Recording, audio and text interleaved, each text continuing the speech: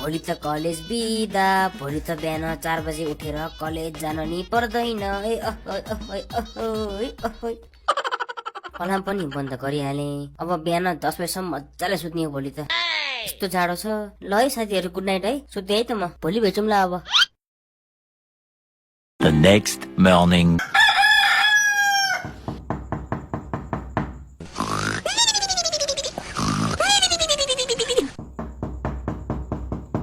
ओइ मुर्दार, ढुका खोल भने बिहानको 6 बजी सक्यो। कलेज जान पर्दैन तँलाई? हे मम्मी, किन कराएर उठाइदिएको भने क्या मलाई? आज शनिबार हो क्या, कलेज बिदा छ। कलेज बिदा भएर के भयो त? बिहान चाँडै उठ्ने बानी गर्नुपर्छ भन्ने थाहा छैन? यहाँ घरमा कति काम छ, उठेर मलाई काम सघा बरु, छिटो उठ। आज बिदाको दिन, त्यही माथि यस्तो जाडो छ। एकछिन सुन्न दिनु क्या मलाई, अहिले 10 बजेतिर उठ्छु म। के रे, 10 बजे उठ्ने रे? यहाँ घरमा कति काम छ, खुरुक्क ढुका खोल्छस् कि बाउले बोला म? बाउले त मार्छन् यार। ए जान्छु भएर उठेर।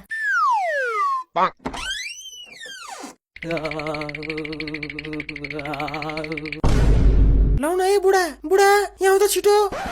होइन के भयो, किन आत्तिँदै कराएको छेस? यहाँ हेर भन्ने छोरालाई।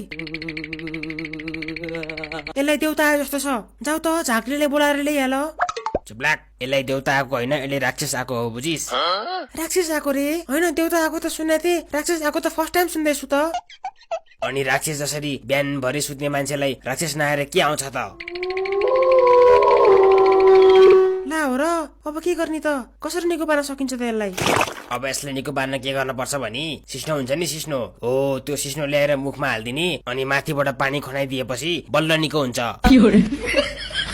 हो र, त्यसो भए के हेरेर छौ त? जाऊ गएर सिस्नो ल्याइहाल बरु। ए एकछिन, कहाँ सिस्नो मुखमा हाल्ने कुरा गरे भने? मलाई केही भएको छैन के, म जाडो भएर कामेको हो क्या, देख्नु भएन?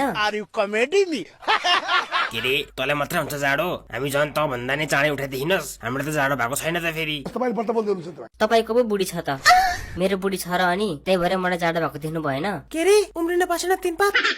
पढ्ने लेख्ने उमेरमा बुढी चाहियो भन्छस्? होइन क्या मम्मी, तपाईँको र ड्याडीको बिहा कति वर्ष हुँदा भएको भन्नु त पहिला मलाई। हाम्रो बिहा गर्दा त हामी 15 वर्षको थियौं नि। देख्नुभयो, तपाईँहरूको त बिहा 15 वर्षमा भएको रहेछ, झन् म त 16 वर्षको भइसके, अनि मलाई बुढी चाहिँदैन त? होइन, हाम्रो जमाना कस्तो हो र अहिले? आजकल 20 वर्ष भन्दा अगाडि बिहा गर्न पाइँदैन भन्ने कुरा थाहा छैन तँलाई? 20 वर्ष नभन्नु न, 20 वर्ष पुग्दासम्म त 2वटा छोरा भइसक्छ हो मेरो। के रे, के भनिस् रे ए बुढा?